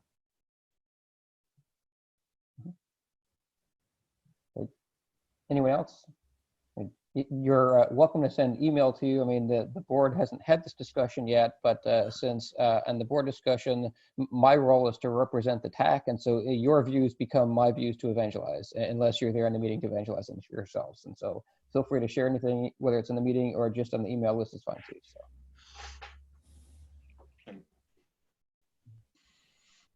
I'm an empty vessel at the moment. All right, thanks. Need some tea in you. All right. Just the one cup this morning. Oh! All right, Seth, was there anything else Yep, that you I wanted think on this that's discussion? all we needed to report here. So. All right. And unless there's anything else that involves questions or relevance to the coordination with outreach, then we can move on. Okay. Update on where we're at on various budget items and next steps here. Just one minuted that we did the vote on the basic services. That vote passed. Everybody that voted had a yes. I gave the report out on there. I just wanted a one-liner in the minutes to say that the vote passed and that we agreed that items on, we basically copied the wording out of the proposed vote. So. Then there are two ongoing discussions, which I don't know if there's anything that we want to talk about now, but this is the one chance. If so, the chat channels discussion, Mike and Ava are still investigating, and I think we'll come back to that in the future meeting unless you guys want to add anything now. No. Okay. Nothing here. Discussion's going good. Okay, great. On video conferencing, Yeah, I would like to make a specific ask. Yep, go ahead. I would like the TAC to approve and figure out how with Stefano to grant some ability for every project to run their own meetings on Zoom if they so choose. I certainly, as standard treasurer, I'd like to know how much that's likely to cost. I guess that's part of the conversation that you're having, right? Yep, exactly. Okay, thank you. Stefano, do you have any other information on that? I mean, how many different Zoom accounts do we have right now? And is there any thinking on whether we can reuse the same ones? We need new ones, or? We currently have 3, ostensibly for governing board, TAC, and outreach. We could use them for anything as long as the meetings don't conflict. There's no issues. If we do want to spin up specific project-based Zoom accounts, I believe it's about $25 a month. So I believe there is an issue. If in sharing those, when I looked into it, I do not see a way to delegate to people who are not part of the organization and having paid accounts, the ability to create, moderate, or host, or set the title of meetings. So if we can't delegate moderation, it doesn't work. That's correct. The solution that we would propose, or that I would propose to that, would be that an account could be set up with a whoever wants to represent that project could receive the login to the account and allow them to moderate. That would mean that I don't have the right to moderate that, but it would give the project more power there. Is that on a per meeting basis under the same account, Stefano? No, that would be on a per account basis. So I believe that's effectively establishing a single per project account. Exactly. Yeah. So and that is my proposal, is right. One, at least for now, say each project incubating and up could have, if they ask for it, one account, and that's $25 a month. It's not a huge budget. Okay, so is anyone hearing me? Yep, go ahead. Okay, so I've just set this up for another organization. Once they've got the paid account, there can be an infinite number of basic accounts attached to that. So there is the possibility of actually passing the license around without having to pass the same password around.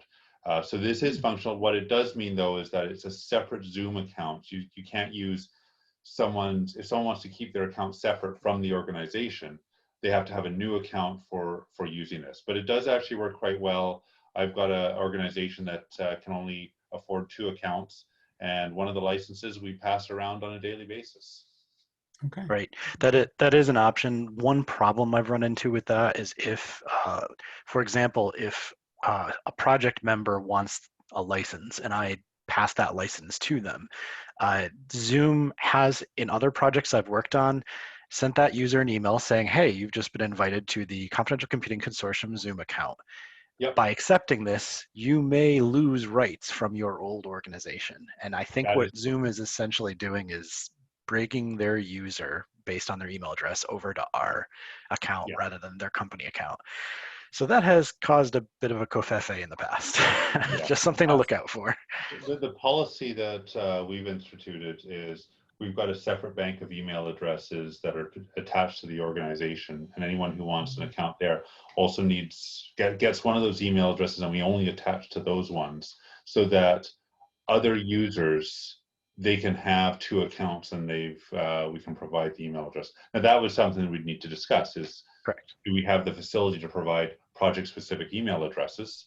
And if so, then we could do that. We do, and those are free. Those are essentially just email forwards where I could set up a project at confidentialcomputing.io and forward that to whomever we'd like. And I think that was on the LF slide under the small medium tier. So it was part of that collection of stuff that we looked at last time. Correct. Okay, so that could work for my needs. I also see a comment here in the chat about what if we use Jitsi, which would be a self-hosted option for video. Yep. I'm trying to do research right now on whether Jitsi supports moderation and passwords and things like that. I've used it in the past. Yeah, we have been experimenting with Jitsi for another open source project recently. It's pretty decent. It's browser based. You know, just type the link and you can just log into a meeting. Can record the meeting and the recording goes to Dropbox. I haven't checked out all the other advanced options, but that could be another option. So I'm trying to figure out whether this is, so currently the CCC uses Zoom because we have Zoom accounts, but at least that's for, as Stefano, you mentioned, for the board, the TAC, and outreach. Do we need to have a similar discussion of evaluating different options, or are we saying that we should just use Zoom because that's what we already have? Do you get some, is there some like discount if you already have accounts and getting a 4th or 5th or whatever account is any cheaper than just getting the first one? I'm inclined to lean towards not having project-specific accounts for this because all of our companies, we already have solutions. A lot of us already have Zoom accounts. Unless there's discomfort with, you know, us using our personal email, well, I say personal email, our work email addresses, as that's the account that we happen to be using. That would be the only reason I would think we'd want to go do that. I would see value in doing a project account. I certainly have no problem with, you know, the chair of each committee using their own Zoom accounts if they have them. And then on a project by project basis, if there isn't access to a suitable video conference system, then we do that. So it would be the exception rather than the rule. Grant, I believe that's what I'm proposing. Oh, okay. I'm sorry. I misunderstood. Each project, not that every single person gets an account and an email and all of that, but that each project, right now there would be 3 or 4, gets a project level account, and some representative of that project then uses that account to set up the meeting schedule for that project. The people still connect from their personal accounts. No, and I guess I was actually addressing that as I think even that case of using a project account for setting up the meetings. And just to clarify, of course, my proposal isn't that this is mandatory, but that projects, if they want it, could use it. Okay, fair enough. I'll stop talking now.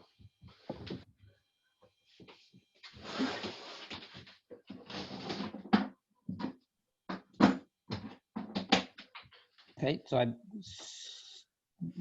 still not sure where we're at here in terms of what the next steps are here. Ava, since you started off with a proposal here, can you tell me where your head is at right now, what you think the next step might be? You have any thoughts? I am intrigued by the idea of Jitsi because it is fully open source. There's a larger question there of does the TAC, does the LF want to manage self-hosted things like Jitsi? That wasn't part of my plan to propose today, but I think it's an interesting discussion. What I'd like to ask specifically is, would the TAC approve a per project optional account for Zoom? And if so, then OESDK would ask for one. I see no problem in that. I think what I had a problem with in the last discussion around sort of like chat was a per user basis. I think keeping costs down to per project is fine. And yeah, and Simon, the per user question still exists around chat, which is part of why Mike and I are going back and forth on open source and self-hosted options there. Because, yeah. Yeah, I'm favorable to doing that on a per project basis as well. Okay, when we had the email vote for the basic services, we said was even for Sandbox, I think, and we said there could be differences between what incubation gets versus Sandbox gets. Right now, we're only getting a possible request, meaning if we were to grant this, then we'd only get a request from an incubation project, and so the Sandbox question may or may not be immediately relevant unless one of the other projects actually introduces an ask. And so would people think that we are prepared to vote on this?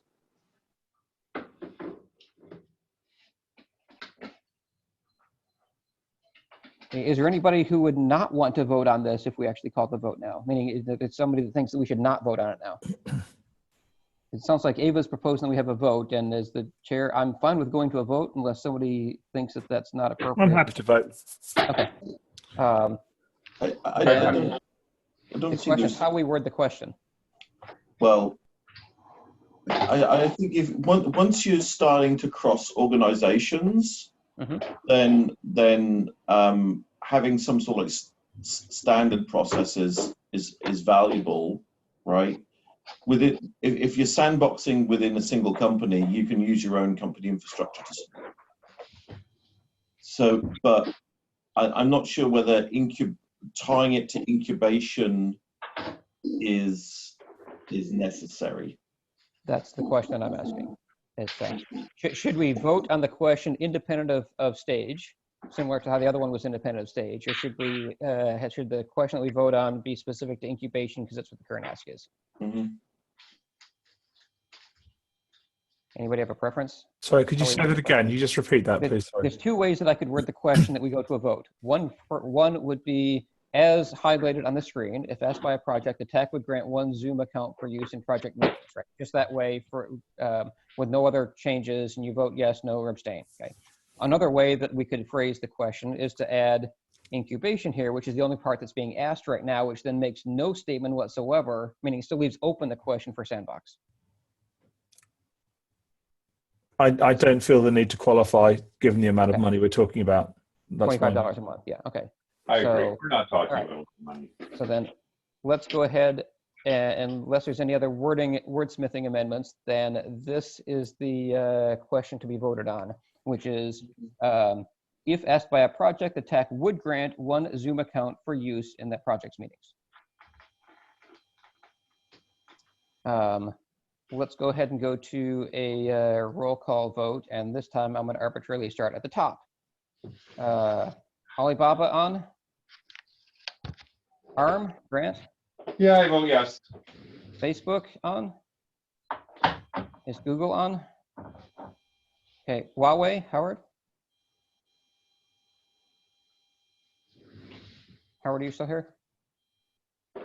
Howard, you might be talking to mute. Or paste it into chat. Okay, I'm going to keep going right back around. Intel, Simon? Yes. Microsoft, Dave Taylor, yes. Oracle, John? Yep. Red Hat, Mike? Yep. Okay, and we get sorry, this is Howard. Yeah, yes. Okay, great, thank you. So vote passes, so let it be noted. All right, and then Ava, you said if we voted yes on this one, then the outreach specifically makes that ask, is that correct? Then OESTK makes that ask. Right, yes.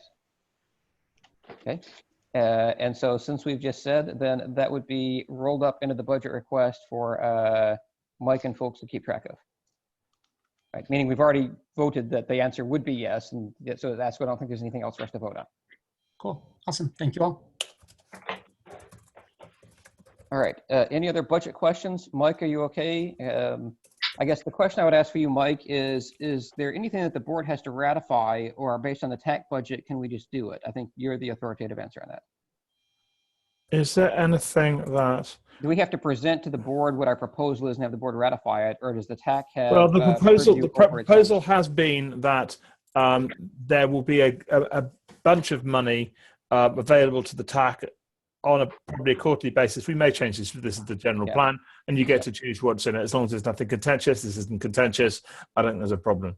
I mean, we haven't given you any money yet, but... Yeah. Okay, so I would just leave it to you as having the action item as being the master budget maintainer to make sure there's a line item that covers Zoom meetings is $25 a month, at least for one project so far, and the next 3 months it may be different if there's another project that asks. That sound reasonable? I think this is all good. Okay, great. Then let's move on for the last 20 minutes or so. pull requests and other issues. And Simon, you're going to be up first as soon as we get through the point of order here, which is on the pull requests. Stefano pointed out that we have two conflicting asks in our policy. One is that we said we wanted two TAC members to approve stuff before being merged. Another one is we don't want stuff to language, and if nobody reviewed it after a week, we were going to merge. And so we just wanted to make sure that people agree on what the order of precedence are between those two things, because they seem to be in contradiction, which is what Stefano pointed out. And so on the particular ones, I said it was going to merge. Simon gets a gold star because he went through and reviewed them. Other people, I don't know if you did or not because I didn't check again in the last 24 hours. But before merging them, I just wanted to make sure there's no objection to saying going ahead and merging them, even though there's only one other approver besides me.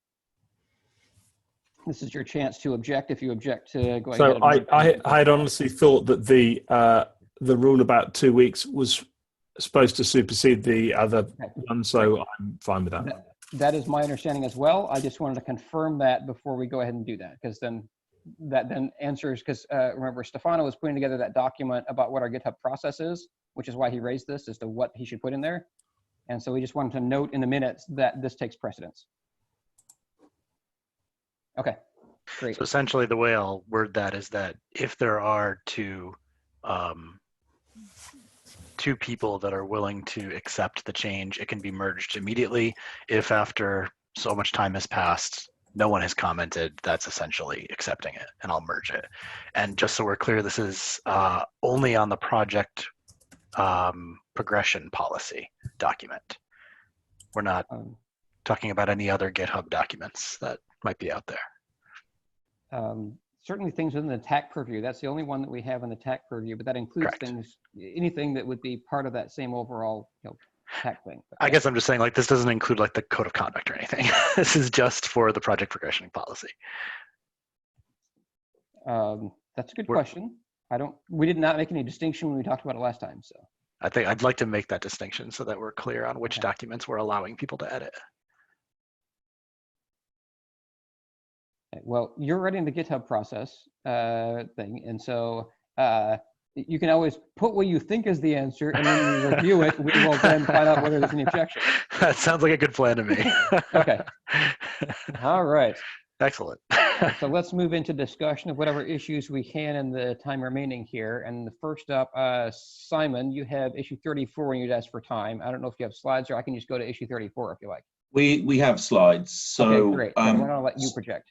So actually it's Dan Middleton. So if Dan goes up, I'll just quickly introduce this. So there were two things that we were asked to look at: use cases, and from use cases, what project areas we would want to consider. So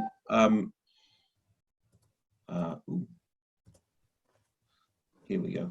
And what we'll Dan and I had a locking issue as we were developing this yesterday. So I'll take broadcast C1 Manning Tree.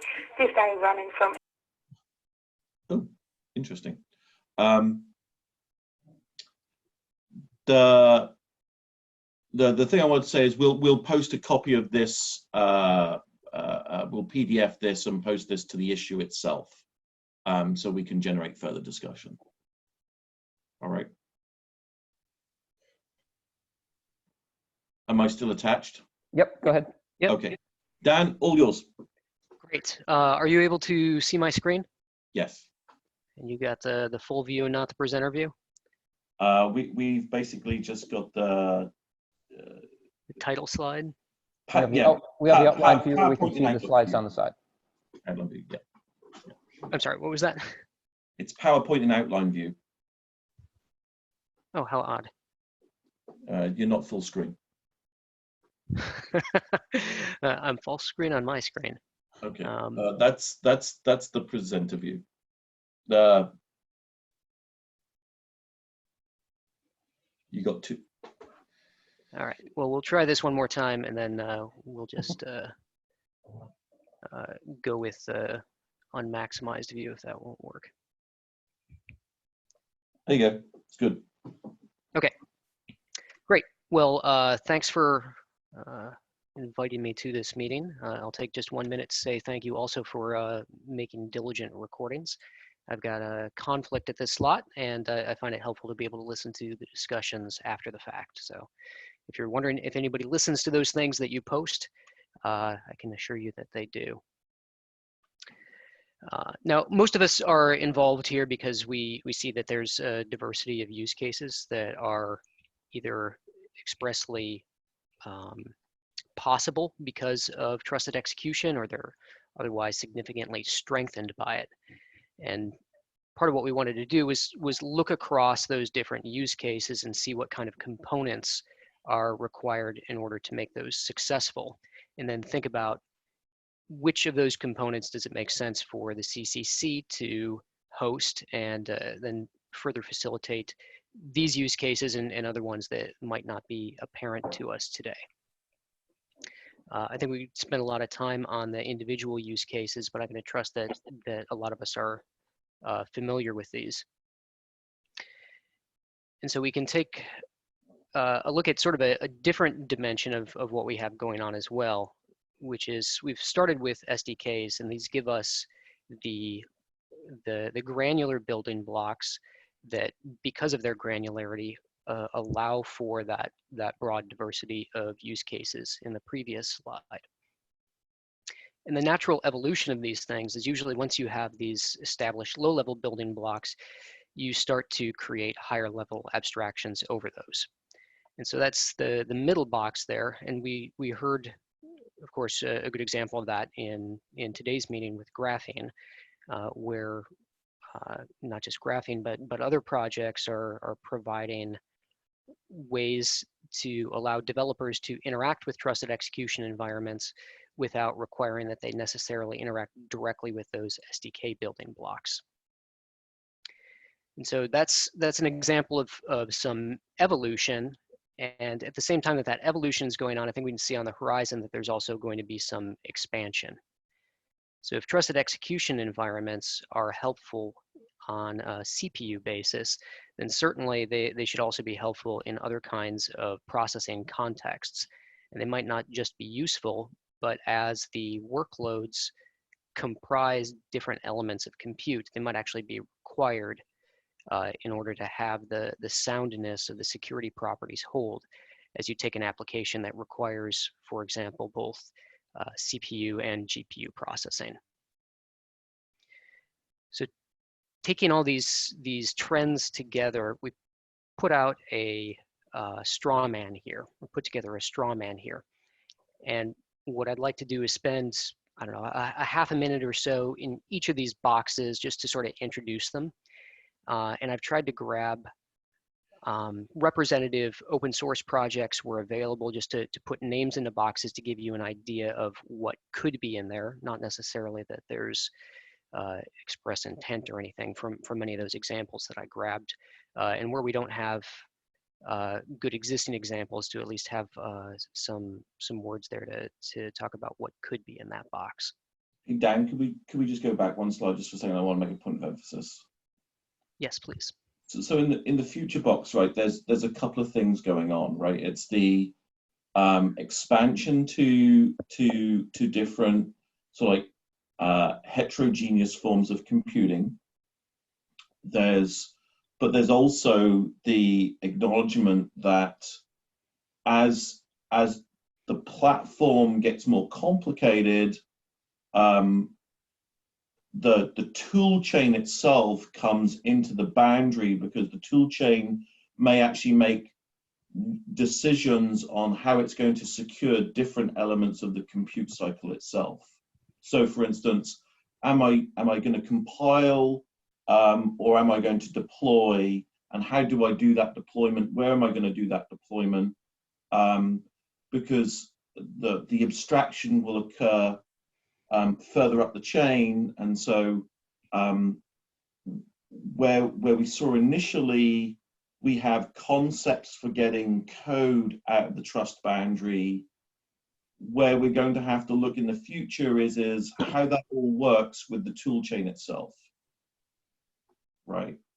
And so the tool chain is going to be worried about optimizing, and so you have two things going on. You have the tool chain aspects, and then you also have the where will it actually execute aspects. Sorry, Dan. No, thanks for the additions there. And that's probably a good segue to the first box. So there's probably not a lot we need to say right now about SDKs. You already know the good examples of those.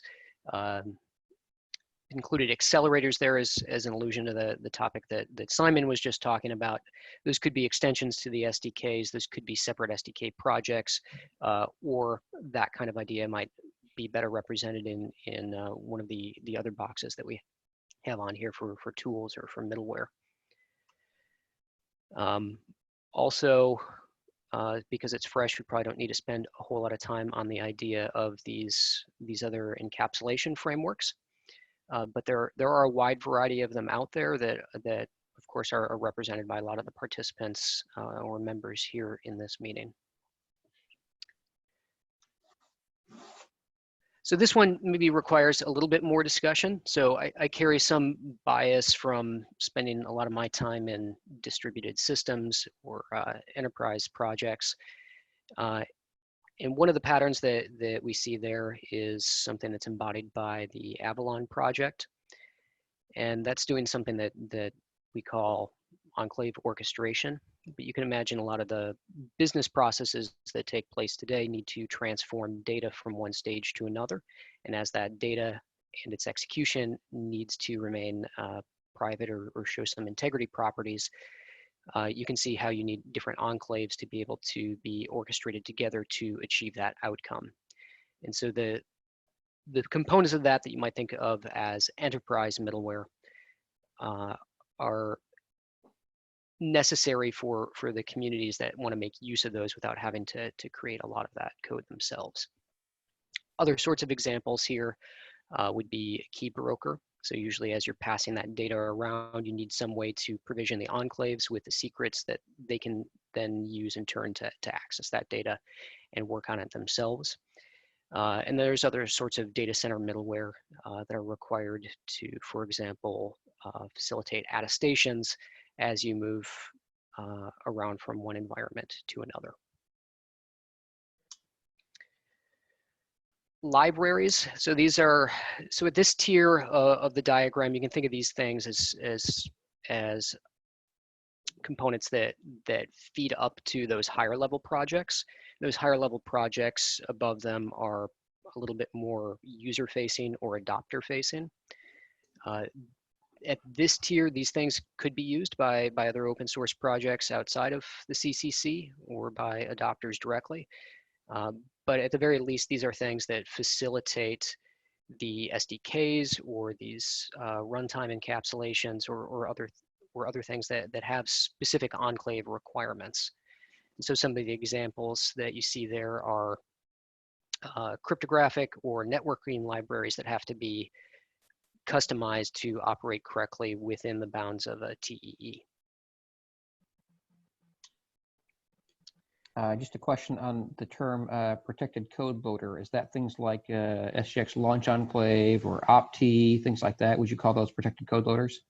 So PCL is actually, I think, a sub-project in the SDK, the original SGX SDK.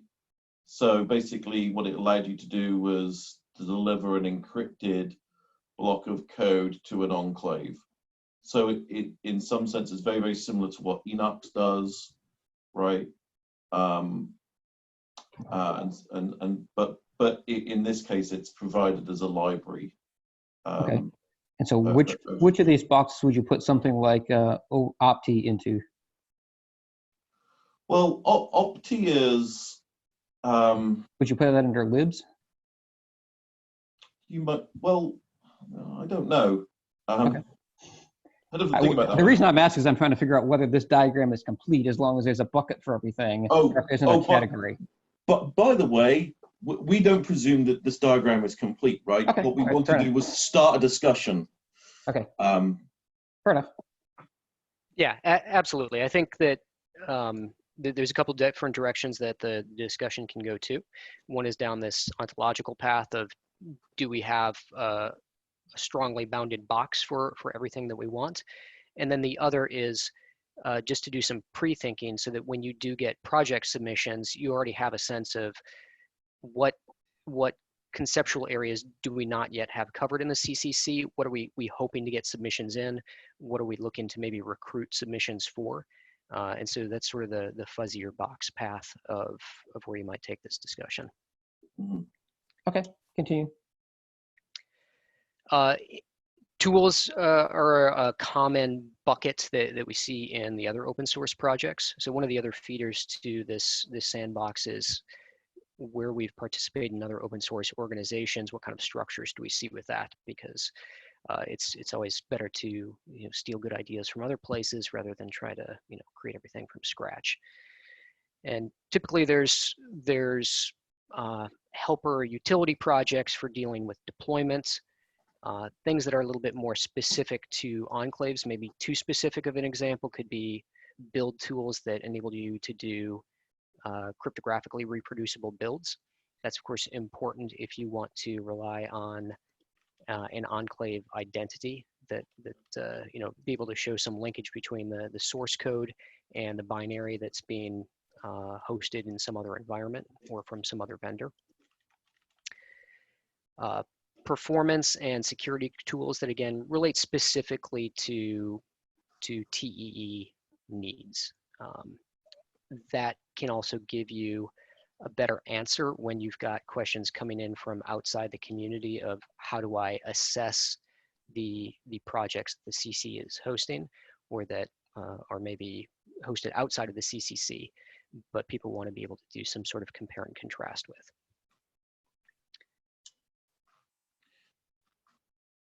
The second to last bucket here, which should hopefully still give us a couple minutes at the end, is I view these as projects that you're not really looking to graduate into some higher level or some user-facing adoption, into a production adoption. These are places for cross-project collaboration to happen. A concrete example that I'd give is, let's say that I want to use the software that's available today to create an attestation in an Azure environment where that machine is provisioned with the OE SDK, but I want to verify that attestation inside an unrelated data center environment that's using SGX software that is reference implementation. When I go to piece that together, this is actually going to touch 3 or 4 different SDKs in a couple different vendor environments, and there's not a proper place for a project like that that's specifically in one of those SDK projects or in one of the other boxes above. And you also don't necessarily need to have something that's production level showing how to do that. You want to get 2 things out of that. One is the exploration to figure out, is this pattern even feasible? Do these things fit together? And then secondly, once you've figured out that path, can you use that as an example to the end users that want to come in and adopt it? And I think one of the things that we heard from the graphene project today is a benefit to them to coming in is to get some of this collaboration. And so using the sandboxes to get collaborative projects is probably easier if you set a lower bar to say that this isn't something that we're ever going to try to productize. This is just sort of lab work, so we can see how we compare and contrast. There's an interesting difference between lab work and things which may end up becoming part of or becoming used by production and supported production things. But yes, I agree. There's an interesting set of things there as well. Yeah, and certainly one does not preclude the other. In other places where we've used this labs concept, we have ended up graduating the labs, where we have hopefully discovered components that then become part of other projects. Yeah. And then the last thing here that probably get it to advance here is that might bear some deeper thought are top level applications. The one representative case that I pulled out there is I think that's an Intel open source project for a soft HSM. A lot of the adopters might, or rather it might facilitate adoption to have projects that are ready to go for some of the use cases that are the most mature, the less differentiated. But then this can also encroach on the software vendor space that we want to be able to be successful with the components that we're building. And so this bears some thought about whether to facilitate this level at all. Sorry, could you just explain what you mean by encroach on? Could you just go back there? I didn't quite get your thinking. Sorry. Yeah. So let's say that Acme Software is also selling a commercial version of a key management package. You're in some ways getting into their space, and that might detract from what they get out of the CCC. You could make a counter argument to say that, well, Acme should actually bring their key management software into the CCC and operate their business in sort of a Red Hat model. You're so ahead of me, aren't you? That's fine. I just know that these are entirely fair. Other business models are available. Well, yeah, exactly, and that's fine, and I have no problem with that at all. Well, I have a bit of a problem with it, but no, I'm not going to voice that problem, any of those problems in this forum, however, this time round. All right, let's keep going since we're almost to the end of our call. So go ahead, Dan. I think we're almost there, right? Yep, and so we've timed it. So this is the end, and this is sort of the summary of some of the examples over the boxes, and then it's up to you whether we try to fit some discussion in the last minute here, or pick up at the next call, or take it to the mail list. Any quick comments? I'd say. I do have a question. Probably would have run long, but I think it's interesting. Things like tools in particular stand out to me as stuff that may exist already in other foundations or other open source projects. And how do you represent the interaction between things here in these project categories and things like SBOM tools, software supply chain management tools that are elsewhere? Yeah, I would say that one litmus test is this something that needs to be customized for use with TEEs? Does it need to be cognizant of things like a TCB in order to work correctly? That's probably something that makes sense to house in the CCC, whereas other things are probably just going to be pulled in as third-party deps into the projects. You could see it as a lab for incubating how to develop the tool, right, to acknowledge the existence of the TEE, right, and then pushing that back upstream to the main project at some point. So I think there's different ways you can handle that. Because I think when you get into the sort of like the middleware and the tool space, right, there will be a lot of things. There are existing flows for how code gets developed, right, how code gets compiled. But the point we were trying to make in sort of like the future box is it's not just about you. As we heard earlier on, it's difficult to actually go and make some of this stuff a reality. How do you make it easier to adopt?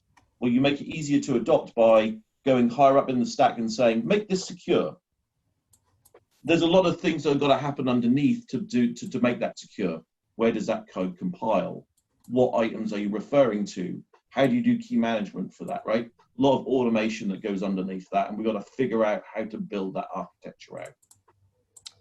Not all of it will be, CCC only projects, but we may have to go and touch other projects to get that vision filled out. So I do want to be respectful of people's times, so I would like to wrap up. So thank you, Dan and Simon, for putting this thank you very much. Really useful. I think this is, as Ava pointed out, this is related to this question of some projects that are dependent on, like in libs, you mentioned OpenSSL, API, and so on, might be in other organizations. How do we interrelate with them? So I think there are topics here that are worth continuing discussing, certainly, even in addition to the ones that you teed up in the topic itself, Simon and Dan. So. I would encourage people to have discussion on the list between now and the next meeting. And if there are things that are ready to be talked about next meeting as a follow-up, we're happy to have time on the next meeting for this. I will also mention any other topics that people have, we can take to the list. So I think Mike, you had any other business teeing up discussion about do companies want to designate voting members? I would ask people to think about that and to take that discussion to the list as well. So, thank you. We will post the slides to the issue, since this is an actual issue, right? So thank you. Great, and I would ask that it also be in the share, and I can copy it from one place to there up into the same share as the slides for the meeting is up in the TAC meeting location. So, all right, thanks everyone for being here and for staying 3 minutes extra, and thank you all for those who have prepared presentations and stuff here, and see you next time. Thanks, bye. Thanks, folks. Thanks all.